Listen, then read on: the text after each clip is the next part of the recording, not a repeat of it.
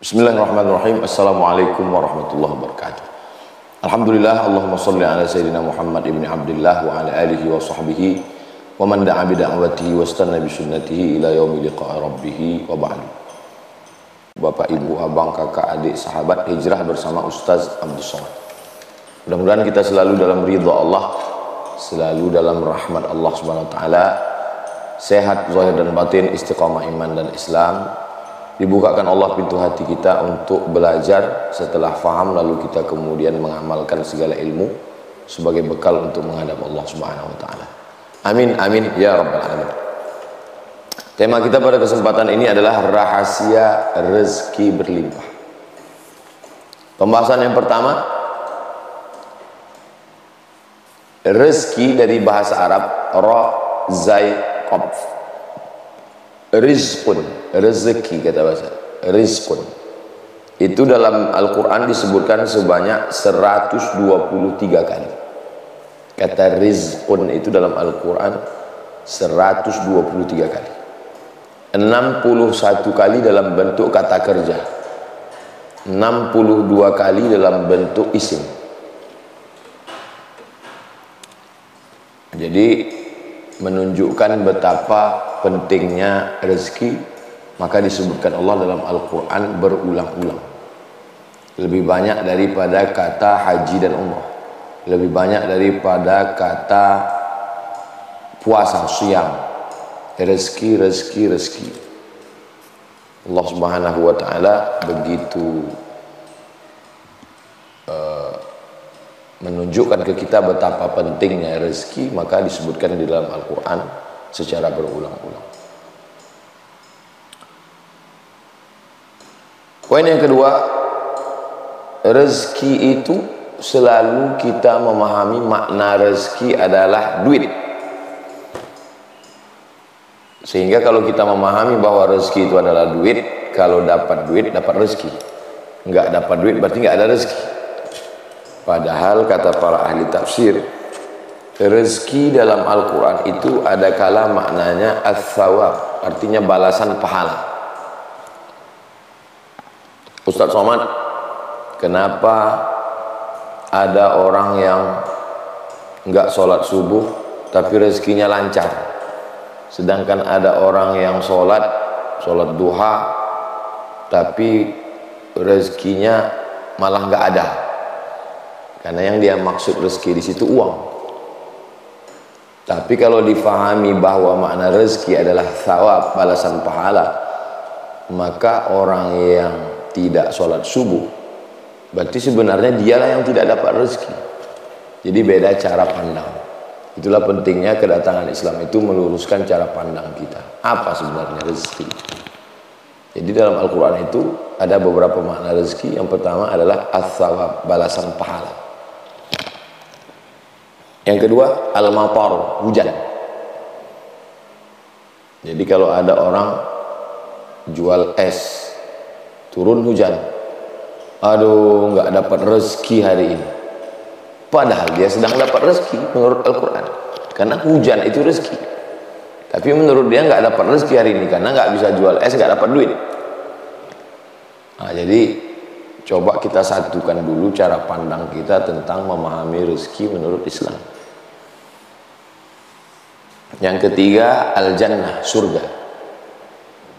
Apa itu orang hidupnya susah, melarat, sakit-sakitan, gak ada rezeki? Itu orang gak pernah sholat, gak pernah puasa, rezekinya lancar. Padahal sebenarnya yang dia katakan rezeki itu bukan rezeki. Orang yang tidak sholat, tidak puasa, tidak ngaji, tidak beriman, rezekinya lancar, itu bukan rezeki. Itu namanya istidraj, azab yang tertunda. Azabnya sebetulnya sudah dimulai di dunia ini, tapi ditunda nanti di akhirat, atau bisa jadi di akhir hidupnya. Namanya istidraj. Sedangkan orang itu sudah dapat surga. Aduh kasihan, mati dia ditembak oleh Israel,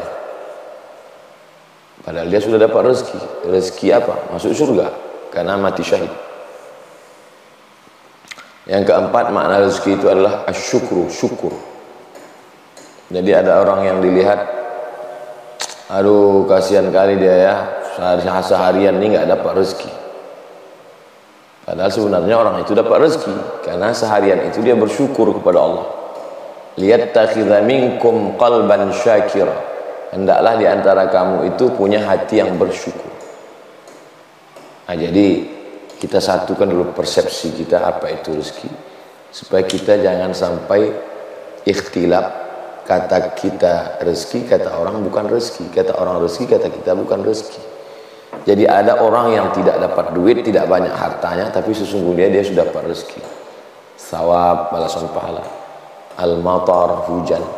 Al-jannah, surga.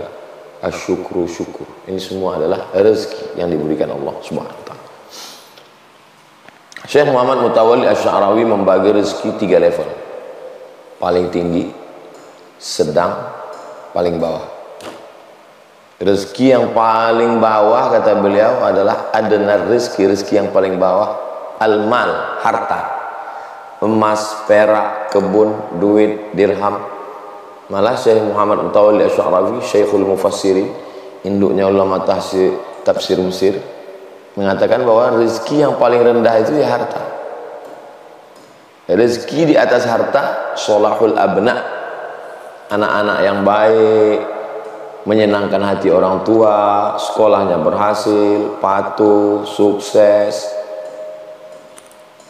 enggak macam-macam, tidak berzina, tidak pacaran, tidak maksiat, tidak pakai narkoba, patuh dan taat, suaranya lembut, pulang cium tangan, enggak ngelawan. Itu lebih hebat daripada rezeki harta. Kasihan ya ibu ini, kalau dilihat dari rumahnya kayaknya nggak ada rezeki. Sementara yang ini, sedangkan yang dikatakan tidak dapat rezeki ini anaknya S1, S2, S3, rumahnya mungkin biasa-biasa aja. Yang ini rumah megah, anak nggak sekolah, nomor 1 narkoba, nomor 2 pelakor, nomor 3 ditangkap KPK. Di mata orang inilah yang paling hebat rezekinya. Padahal menurut pandangan ulama, yang rezeki hebat adalah sholahul abna.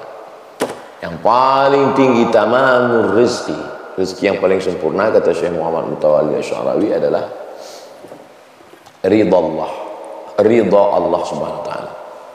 Makanya siapa orang yang paling sempurna rezekinya? Sahabat Nabi. Karena mereka itu titelnya radhiyallahu anhum. Mereka diridhai Allah Subhanahu wa ta'ala. Jadi sebetulnya rezeki itu berapa? Wah, Syekh Muhammad Mutawalli Asy-Sya'rawi menyebutkan secara detail rezeki itu berapa. Yang pertama, sakinatur ruh, jiwa yang tenang. Tenang menghadapi ujian, tenang menghadapi cobaan, tenang menghadapi caci maki. Nah, ini rezeki. Nurul aqli, cahaya dalam fikirannya, cerdas, cermat. Sehatul jasad, badan sehat. Jadi kalau kita ketemu sama orang, apa kabar, sehat, dia dapat rezeki. Safaul qalbi, hatinya bening, jernih, nggak ada dendam, nggak ada marah, nggak ada sakit hati, nggak ada dendam kesuman, nggak ada laknat, nggak ada kufur, nggak ada syirik, nggak ada munafik. Salamatul fikri, pikirannya sehat, nggak ada sekuler, nggak ada liberal, nggak ada komunis, nggak ada ateis, nggak ada kufur nikmat. Da'watu ummin, dia selalu dapat doa ibunya. Setiap pergi cium tangan, pergi ya bu, ini orang dapat rezeki. Dapat video doa dari ibu, ini orang dapat rezeki. Atfu abin, kelembutan seorang ayah. Ayah masih hidup, duduk di rumah mendoakan.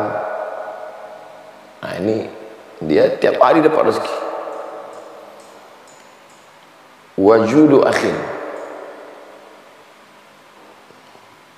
punya saudara yang dermawan, yang selalu menolong, yang selalu mengayomi, yang selalu melindungi. Ini rezeki yang luar biasa. Ada orang punya perusahaan besar, duitnya banyak, mobilnya mewah, rumahnya megah, tapi punya saudara yang selalu merongrong, mengambil harta warisan, rebut-rebutan. Tapi ada orang yang biasa-biasa aja, tapi saudaranya Masya Allah, Tabarakallah. Ihtimamu shadiq, punya teman yang peduli, Apa kabar bro? Gimana? Udah sholat duha? Udah tahajud? Ayo kita jalan nengok anak yatim, fakir miskin. Gimana hatimu? Gimana imanmu? Punya teman yang selalu peduli. Ini rezeki. Yang ke-10, da'watu muhibbin fillah. Selalu mendapatkan doa dari orang-orang. Kami selalu mendoakan Ustadz, semoga Ustadz sehat, panjang umur, tetap berdakwah, mudah-mudahan Ustadz istiqomah. Itulah rezeki saya. Itulah rezeki para da'i. Nah, jadi sebenarnya sudah mendapatkan rezeki berlimpah, tapi orang menganggap dia tidak ada rezeki. Aduh, nggak ada rezeki. Padahal sebenarnya dia sudah mendapatkan rezeki dari Allah Subhanahu wa ta'ala. Itu maka pembahasan yang pertama adalah fahami dulu apa makna rezeki sebaik-baiknya. Bapak, Ibu, Abang, Kakak, Adik, mudah-mudahan bisa diambil hikmahnya. Jazakumullah khairal jaza. Subhanakallahumma wa bihamdika asyhadu an la ilaha illa anta astaghfiruka wa atubu ilaik. Assalamualaikum warahmatullahi wabarakatuh.